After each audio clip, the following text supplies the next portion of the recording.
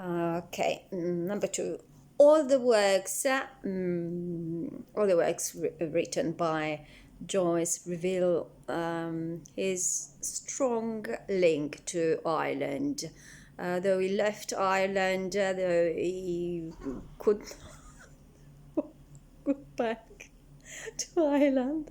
However, it was his motherland, and he was strictly linked to it, and he loved it. He was obsessed by the presence of Ireland in all his works. And in fact, we have even in the titles, even in Dubliners, even in the structure, in the way people stay and live, and he lived the feeling of stagnation of the country and of the town, because in Dublin, life seemed to be stuck, fixed. That's what we have in Dubliners, in this first collection of short stories, which are published in 1914, and which are divided. They are 15 short stories, and they are divided in order to make up three parts, which are the youth at the beginning, and then the development of the person, and in the end the social life, the real social life until the dead. In fact, the last story, the title is The Dead, in fact. What we have is a sense of disillusionment always, especially in the third part, which is the one which is linked to political events, or to where the adult person needs to take to make choices, to choose, to have the choice, but he never does. For instance, the most famous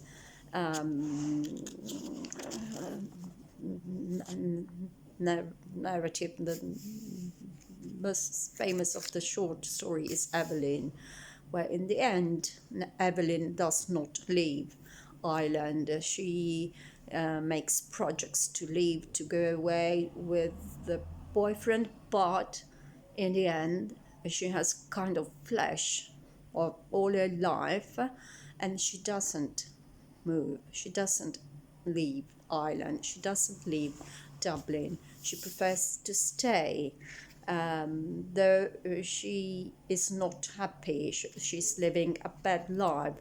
That is what is called epiphany, what is peculiar, what is specific of this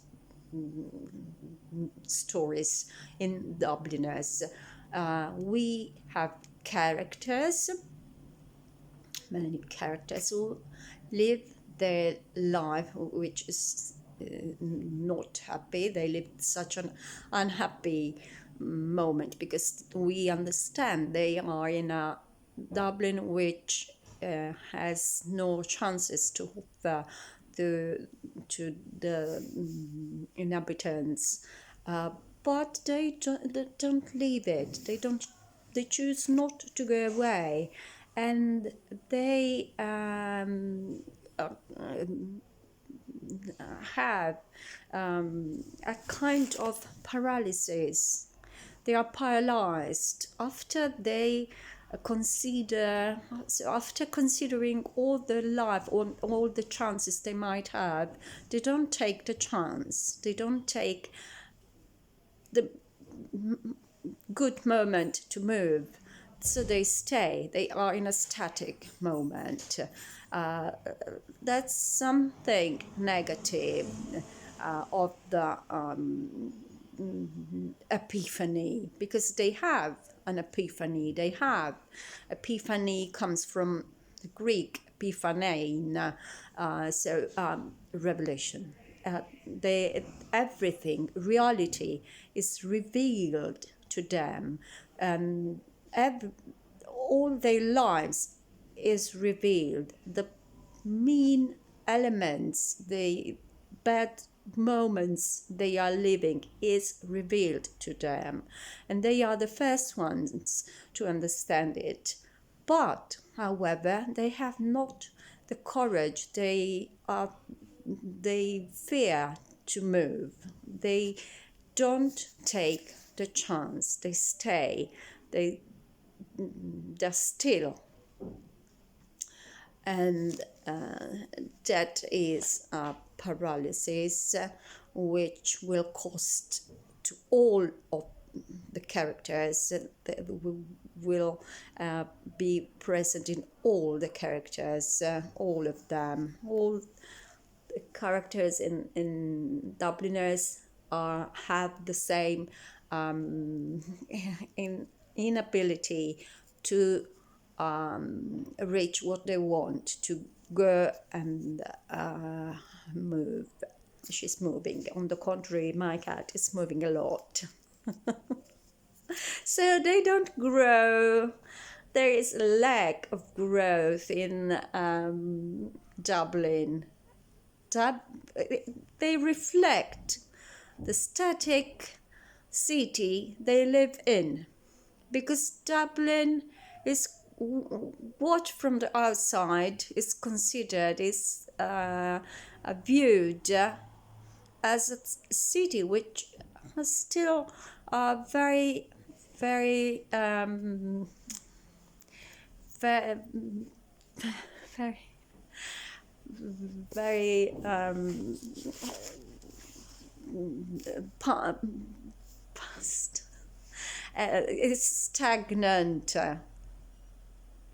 and which can't move forward, can't reach a progress, because everything is repetitive. It's just every day is moving one day like the other. All the days are like the others. They never change. People never change. Nothing is going on. And they are represented in the whiteness of the snow, the same as the snow which covers everything and makes everything disappear under it. And that's why he left Dublin, and he left his favorite town and his favorite country, though he stayed linked to it for all his life. As to the narrative voice, the narrative voice, on the contrary, is very peculiar, different from what might be in other novas, because that is a moving voice. We have an interior monologue. We have a person who speaks about his problems or her problems, and is directing herself or he himself straight to the reader. So it's not an external narrator, but it is an internal narrative voice. We have the mind and the soul of the character speaking and telling whatever they feel is passing and is making them upset or happy, or even in the moment of epiphany, we are together with them, because they